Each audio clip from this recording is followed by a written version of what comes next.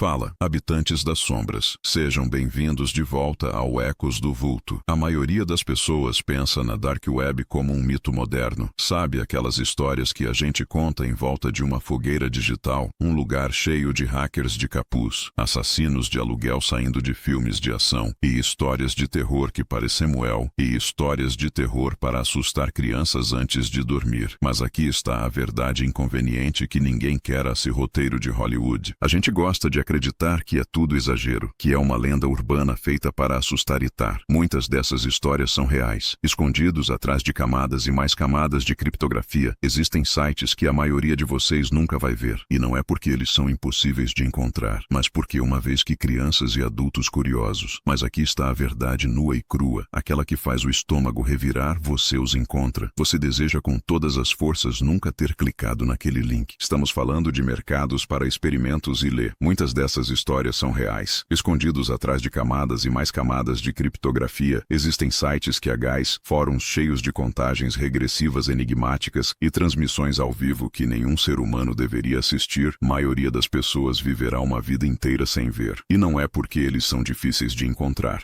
Alguns desses sites ficaram no ar por anos, operando debaixo do nariz das autoridades. Outros desapareceram da noite porque, uma vez que você os encontra, você deseja com todas as forças nunca ter clicado naquele link. Nós estamos falando de mercados para experimentos ilegais, fóruns cheios de contagens regressivas enigmáticas, e para o dia, deixando apenas mistério e medo. Hoje, nós não vamos falar de lendas, de creepy transmissões ao vivo, que nenhum ser humano deveria assistir. Alguns desses sites ficaram no ar por anos, operando debaixo do nariz das cipastas, ou de ficção. Hoje nós vamos falar sobre os cantos mais sombrios da internet que realmente existiram autoridades. Outros desapareceram da noite para o dia, deixando apenas mistério e medo para trás. Hoje, nós não. E ao final deste vídeo, você vai entender por que dizem que a curiosidade é o que te mata na Dark Web. Vamos falar de lendas. Hoje, nós vamos falar sobre os cantos mais escuros da internet que realmente existiram. Vamos, já vai deixando o seu like e se inscrevendo no canal, porque isso ajuda demais a gente a continuar trazendo esses mergulhos em casos documentados, provas forenses e histórias de vidas destruídas. E até o final deste conteúdo que a luz do dia tenta esconder. Preparados? Então respirem fundo. Vamos entrar no abismo. Vídeo, você vai entender exatamente por que dizem que a curiosidade é o que te mata na Dark Web. Já vai. Capítulo 1. O Império da Alpha Bay. A maioria de vocês provavelmente já ouviu falar do deixando o seu like, porque isso ajuda demais a nossa comunidade a crescer e a espalhar esses alertas. Se inscreve no canal Silk Road, o infame mercado da Dark Web, onde drogas eram vendidas livremente como se fosse uma feira de domingo se tiver coragem. E vamos entrar agora em alguns dos sites mais perturbadores da história da rede mundial de computadores. Mas talvez vocês não conheçam o seu sucessor, um site que fez o Silk Road parecer brincadeira de criança.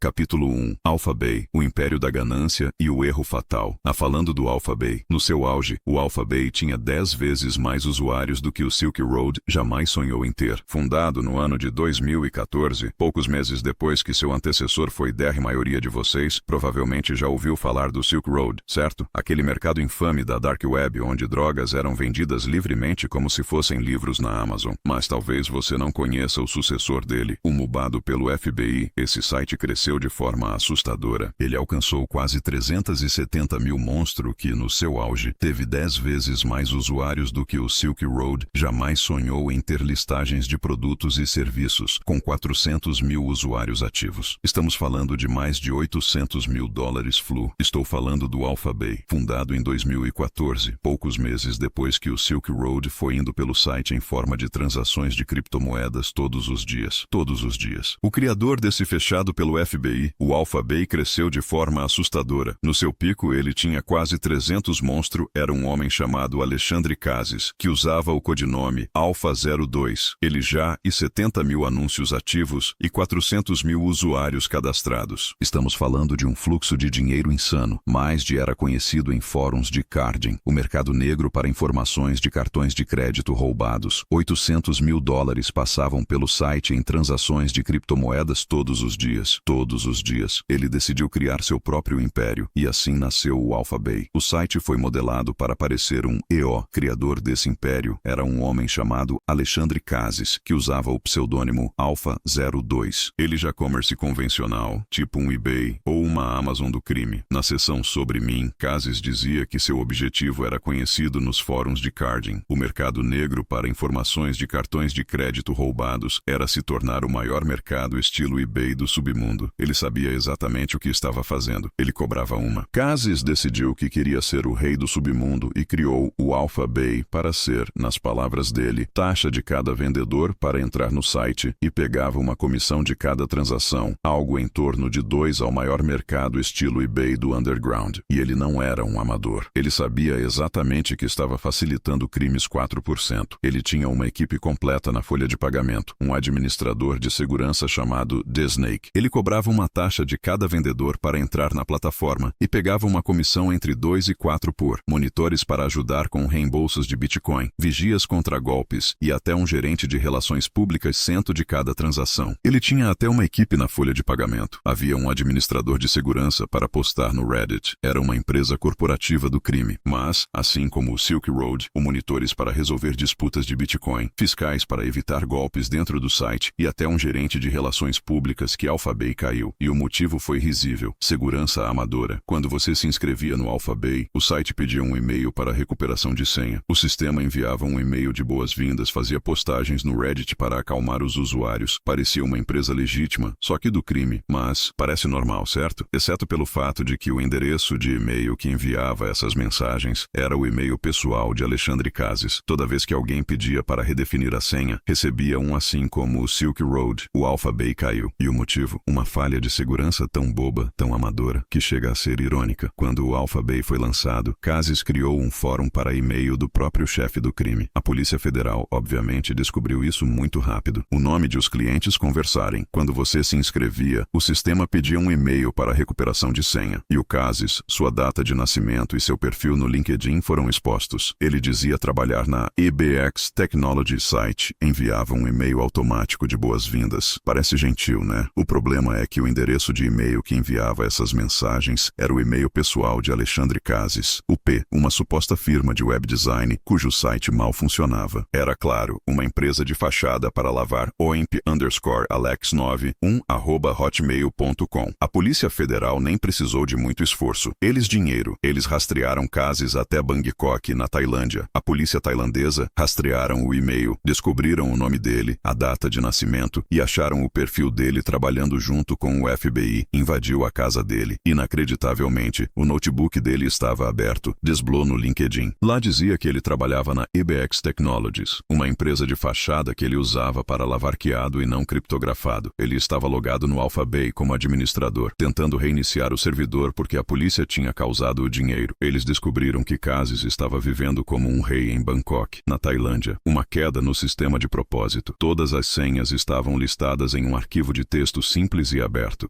A polícia tailandesa, trabalhando junto com o FBI, invadiu a casa dele. E aqui vai o detalhe inacreditável. O notebook dele estava aberto, desbloqueado e sem criptografia ativa. Ele estava logado no site como Oasis gostava de ser organizado. A polícia encontrou um arquivo detalhando todos os seus ativos, carros, propriedades, milhões administrador, tentando reiniciar o servidor porque a polícia tinha causado uma queda proposital no sistema para forçá-lo a max em criptomoedas. Ele tinha um patrimônio líquido total de 23 milhões de dólares. Alguns dias após ir na máquina, eles encontraram um arquivo de texto simples, aberto, com todas as senhas. Todas, sem sua prisão. Ele foi encontrado morto em sua cela. A versão oficial foi que ele tirou a própria vida, mas muitos na comunidade as do servidor, das carteiras de criptomoedas, tudo. Cassis, que se achava um gênio da Dark Web, acreditam que ele foi assassinado, mas a história não acabou aí. Lembra do administrador de segurança, o The Snake? 4 anos depois, ele relançou o Alpha Bay, dessa vez prometendo crime. Tinha uma planilha detalhando todos os seus bens, carros de luxo, propriedades, contas bancárias. Ele segurança máxima. Ele só aceitava Monero, uma criptomoeda muito mais difícil de rastrear que o Bitcoin. Ele tinha acumulado um patrimônio líquido de 23 milhões de dólares. Dias depois de ser preso, Alexandre dizia ter um sistema operacional que apagava tudo ao reiniciar e um botão da morte via USB.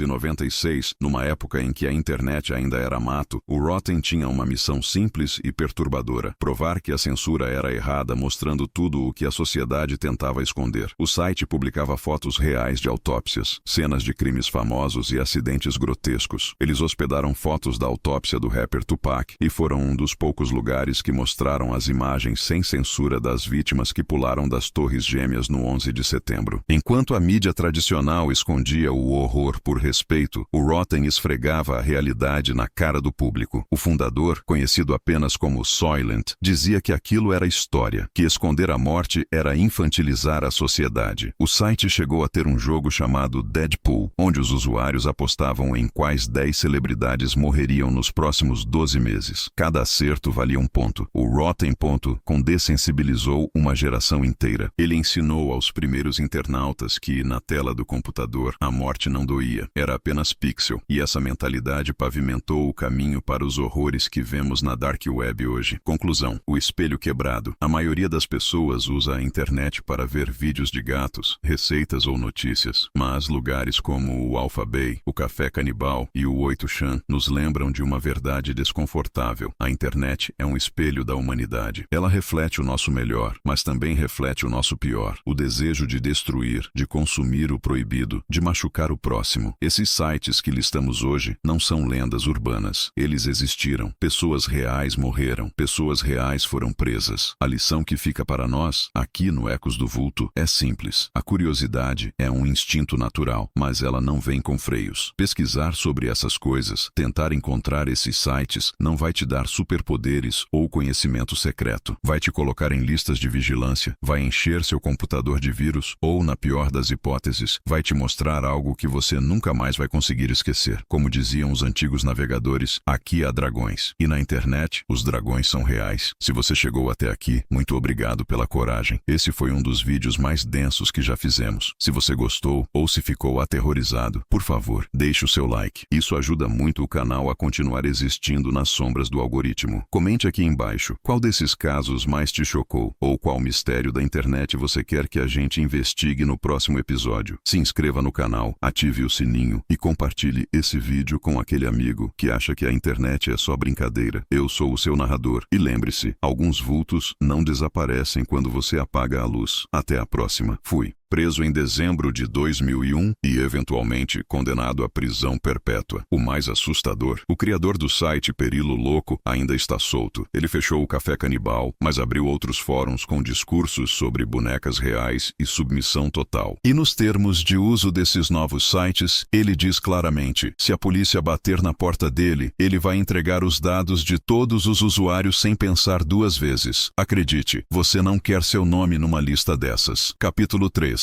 Baza Máfia, o golpe mortal. Se canibais não são suficientes para te convencer a ficar longe, vamos falar sobre algo que parece filme de Hollywood, mas tem consequências reais e sangrentas. O mercado de assassinos de aluguel. Existia um site chamado Baza Máfia. Ele se vendia como um mercado de sicários, onde você poderia contratar alguém para espancar, sequestrar ou eliminar um inimigo. O administrador atendia pelo nome de Iura. A verdade sobre a maioria desses sites é que eles são golpes. Um pesquisador de segurança chamado Chris Monteiro descobriu que o Baza Máfia era uma farsa completa. Ele expôs o site e Iura, o dono, ficou furioso. Iura chegou a mandar um vídeo para Chris, onde queimava um carro com uma placa dedicada ao blog do pesquisador, tentando provar que era perigoso. Mas mesmo sendo um golpe financeiro, o Baza Máfia causou mortes reais. Como? Pela intenção dos usuários. Em fevereiro de 2016, um usuário com o codinome Dog Day God encomendou a morte de uma mulher chamada Amy Allwine. Ele transferiu cerca de $6 mil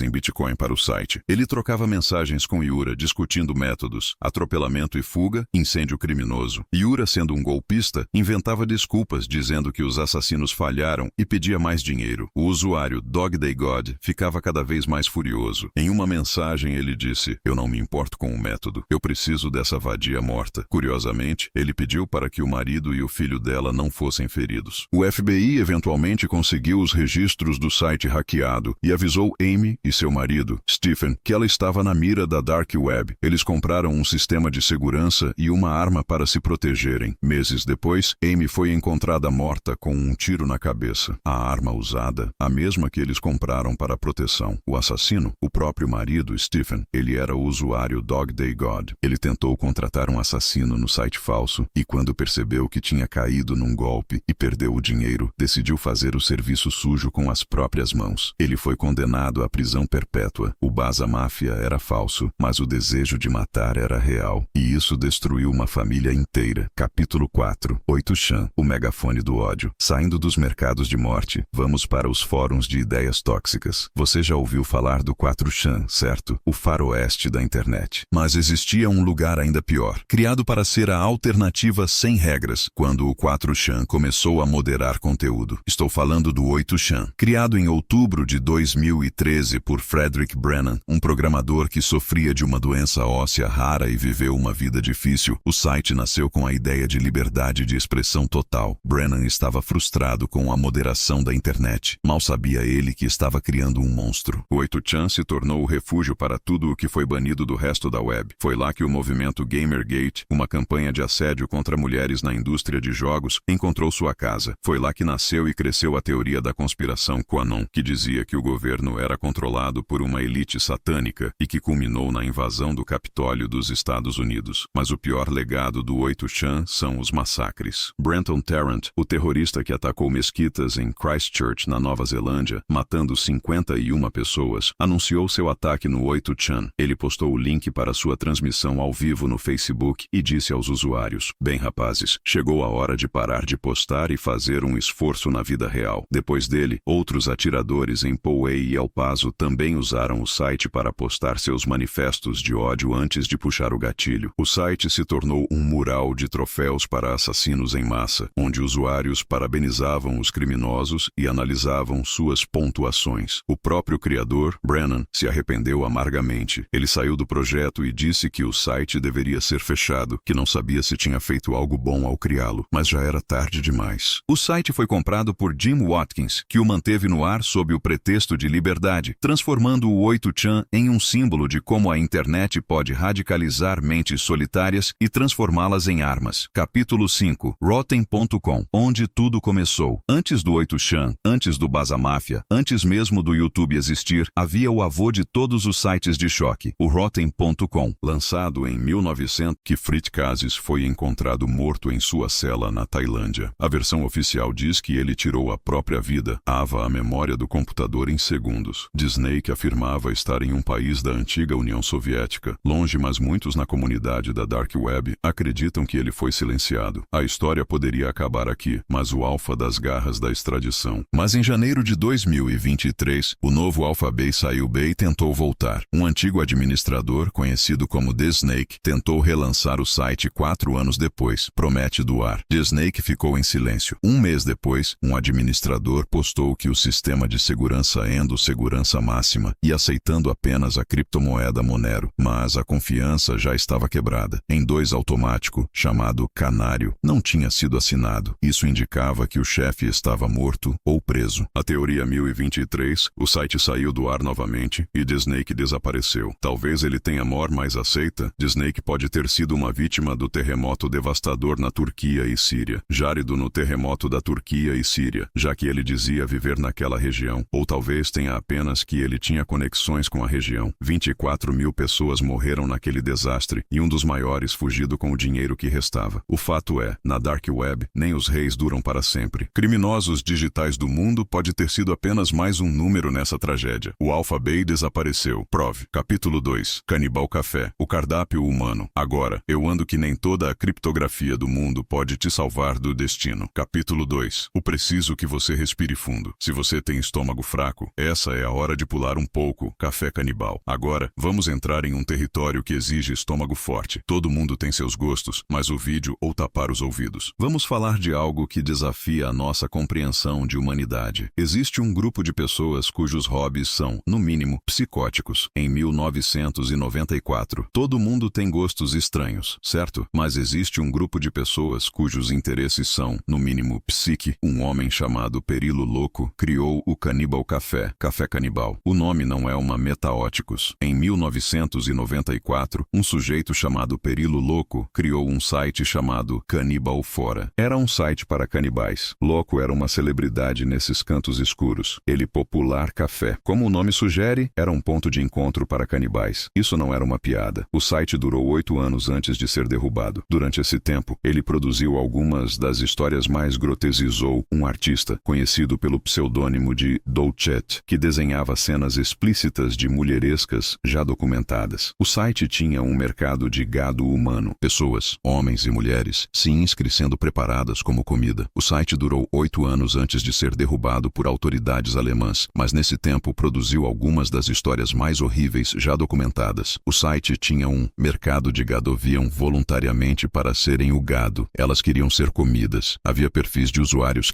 mas o gado eram pessoas. Homens e mulheres se ofereciam para serem comidos. Chamados de vaque, diziam coisas como: papai, estou pronta. Espero ter um gosto tão bom quanto o da mamanhas, na gíria do site. A descrição da página dizia claramente: não há limitação para o. E então descreviam peso, altura e detalhes corporais como se fossem um pedaço de carne no açougue. Uso pretendido ou real de qualquer uma de nossas vacas. Mas se qualquer gado arrendado for exterminado durante o período, o caso mais famoso e real que saiu desse site foi o de Armin Meiwes e Bernd Jürgen Brand. Você será cobrado pelo preço total de compra. Havia listagens perturbadoras. Uma suposta filha de Pérez. Meiwes, um técnico de computadores alemão, colocou um anúncio no fórum do Canibalilo Louco, chamada Chelsea. Tinha uma descrição que dizia: papai, estou pronta. Espero ter um gosto tão bom quanto o café, procurando alguém para ser abatido e consumido. E Brandes, um engenheiro de 44 ou da mamãe. É impossível saber se isso era real ou uma fantasia doentia, mas há anos, respondeu. Em março de 2001, os dois se encontraram na casa de Meiwes. O encontro não foi um sequestro, foi consensual. Brandes viajou até a casa de Meiwes, sabendo exatamente o que iria acontecer. O que se seguiu foi gravado em uma fita de vídeo de 4 horas, que a polícia descreveu como uma das coisas mais perturbadoras já vistas pela humanidade. Brandes tomou remédios para dor e álcool. Meiwes realizou procedimentos cirúrgicos macabros no homem ainda vivo. As últimas palavras de Brandes, antes de perder a consciência e morrer devido aos ferimentos, foram reportadas como: eu preciso fazer xixi. Meiwes consumiu partes do corpo de Brandes ao longo de meses. Ele foi